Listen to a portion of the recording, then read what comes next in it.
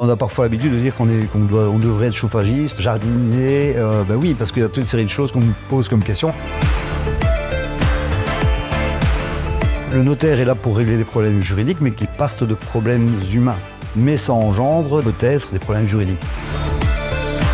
J'ai une anecdote qui était plutôt intéressante. Il avait acheté une ferme dans les années, je crois que c'était 80-90. Et un jour, suite à un problème, il vient me trouver en disant « Voilà, je viens d'apprendre par l'administration communale que je ne suis pas propriétaire de 2 petites prairies. » Et tout d'un coup, on lui annonce que finalement, il y a à peu près une vingtaine d'arts qui ne seraient pas sa propriété.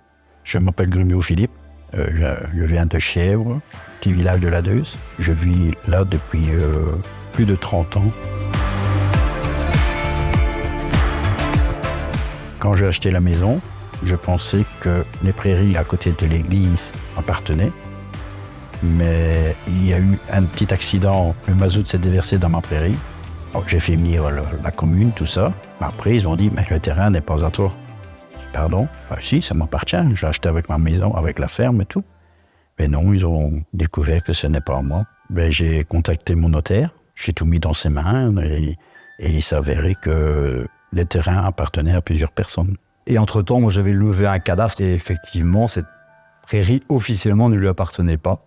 Elles étaient la propriété de successions, mais je pense que c'était même des successions déshérentes. Déshérentes, c'est-à-dire qu'aucune déclaration n'avait été faite. Je ne suis même pas sûr qu'on connaissait encore les héritiers. Ça faisait 60, 70 ans, etc. Et puis, je discute avec lui et il me dit, mais moi, j'étais convaincu d'être propriétaire. Et non seulement moi, j'étais convaincu d'être propriétaire, mais mon propriétaire précédent l'était. Parce que quand il m'a vendu l'ensemble, il m'a dit, mais voilà, je te vends la ferme avec la prairie là à gauche, les prairies là-bas à droite, etc. Il fait son achat. Donc son vendeur convaincu de lui vendre les 2 petites prairies, lui est convaincu d'être propriétaire pour apprendre une trentaine d'années plus tard qu'il ne l'était pas. Qu'est-ce que j'ai fait à ça?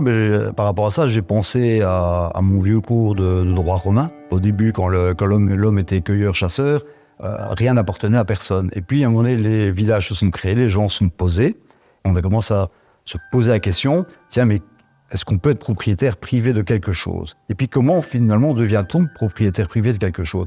Si j'agis comme un propriétaire sur un bien, que je l'occupe comme un propriétaire, et je paye tout ce qui doit être payé par rapport à l'entretien, eh bien, en droit romain, à l'époque, ils ont prévu ce qu'on appelle l'usucapio, c'est-à-dire prendre par l'usage, donc devenir propriétaire par l'usage.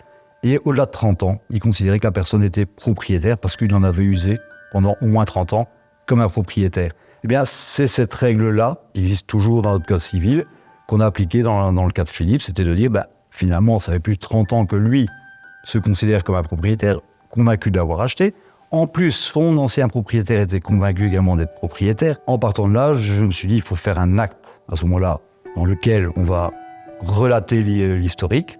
Si on fait appel à des personnes du village qui peuvent en attester, et puis juste confirmer que ce qui est relaté est exact et en tout cas admis par la majorité. On sait que j'étais toujours mis mes chevaux là.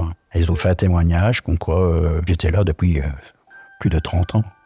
De telle sorte qu'au niveau cadastral aujourd'hui, c'est Philippe qui est propriétaire, officiellement. Il n'y a plus de dossier simple. Il y a toujours l'une ou l'autre petite chose trappe dans un dossier, plus les conditions suspensives ou les crédits ou d'autres choses, des informations. Et donc, allez voir votre notaire préalablement. Je crois que c'est la meilleure conclusion qu'on puisse tirer de tout cela. Je peux vous garantir qu'avec lui, vous allez trouver des solutions. Vous allez déceler s'il y a le moindre problème. C'est lui qui va vous aider, c'est lui qui va vous accompagner. Et ça, c'est fondamental et ça vous évitera beaucoup de tracas et ça vous donnera beaucoup plus de légèreté pour votre premier achat, par exemple. Oui, j'ai entièrement eu confiance à mon notaire et il s'est occupé de tout. Ça m'a soulagé.